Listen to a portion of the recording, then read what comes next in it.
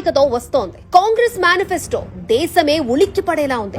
देश का एक्सरे कर देंगे, दूध का दूध, पानी का पानी हो जाएगा. माइनॉरिटीज को पता लग जाएगा कि इस देश में उनकी भागीदारी कितनी है. इसके बाद हम फाइनेंशियल और इंस्टीट्यूशनल सर्वे करेंगे. ये पता लगाएंगे कि हिंदुस्तान का धन किसके हाथों में है, कौन से वर्ग के हाथ में है. और इस ऐतिहासिक कदम के बाद हम क्रांतिकारी काम शुरू करेंगे. जो आपका हक बनता है वो हम आपके लिए आपको देने का काम करेंगे. కాంగ్రెస్ అధికారంలోకి వస్తే దేశాన్ని ఎక్స్రే తీస్తామంటోంది, సర్వే చేస్తామంటోంది. ఏ వర్గం దగ్గర ఎక్కువ పైసలున్నాయో లెక్కగట్టి అంతా గుంజుకొని దేశ సంపదను మైనార్టీలకు పంచుతాము అంటోంది. మన మఠాలు, మందిరాలు, స్త్రీమూర్తుల బంగారాలపై సర్వే చేసి పంచుతారట. మీకు ఊరిలో చిన్న ఇల్లున్నా, మీకో పొలమున్నా రెండింటిలో నుండి ఒకటిని గుంజుకుంటారట.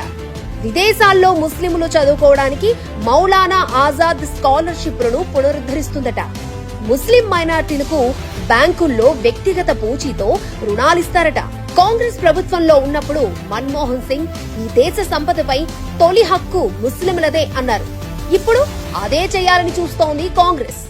We will have to devise innovative plans to ensure that minorities, particularly the Muslim minority, are empowered to share equitably in the fruits of development. They must have the first claim on our resources. Congress దశాబ్దాల పాలనలో ఎన్నో ఘోరాలు, నేరాలు చూసాం. కాశ్మీర్ను రణరంగంగా మార్చేశారు. ఉగ్రవాదులు పేట్రేగిపోయినా పట్టించుకోలేదు. Bomb పేలినా, ప్రజలు చనిపోయినా స్పందించలేదు. రోహింగ్యాలు, బంగ్లాదేశీలు అక్రమంగా మన దేశంలోకి చొరబడితే ప్రోత్సహించారు. గుళ్లు శిథిలమైనా పట్టించుకోలేదు. మన సంస్కృతిని అవమానించారు. మన ఆచారాలు పాటిస్తే దాడులు చేశారు. కాంగ్రెస్ ప్రభుత్వంలో హనుమాన్ చాలీసా వినుడు కూడా నేరమైపోయింది. कांग्रेस के शासन वाले कर्नाटका की कुछ दिन पहले वहाँ एक छोटा दुकानदार, उसको सिर्फ इसलिए बुरी तरह से पीटा गया, लहूलुहान कर दिया गया, क्योंकि वो अपनी दुकान में बैठे बैठे हनुमान चालीसा सुन रहा था. ये कांग्रेस की कर्नाटका की सरकार का काम देखिए. మోడీ గారి 10 ఏళ్ల పాలనలో దేశం సురక్షితంగా ఉంది. మోడీ ప్రభుత్వం అంత్యోదయ స్ఫూర్తితో ముందుకెళ్లింది. అన్ని వర్గాలను సమానంగా చూసింది. కానీ ఇప్పుడు కాంగ్రెస్ దేశాన్ని ఏం చేయాలని చూస్తోంది? ఉగ్రవాదులకు, ఐఎస్ఐకి అడ్డాగా చేయాలని చూస్తోందా? దేశంలోకి అక్రమంగా చొరబడ్డ రోహింగ్యాలను, బంగ్లాదేశీలను రక్షిస్తారా? కాంగ్రెస్ మేనిఫెస్టో చూస్తుంటే అలానే అనిపిస్తోంది. గతంలోనూ కాంగ్రెస్ అంటే ముస్లింల పార్టీ అని చెప్పారు ఆ పార్టీ నేతలు. ఇప్పుడు అదే జరుగుతోంది.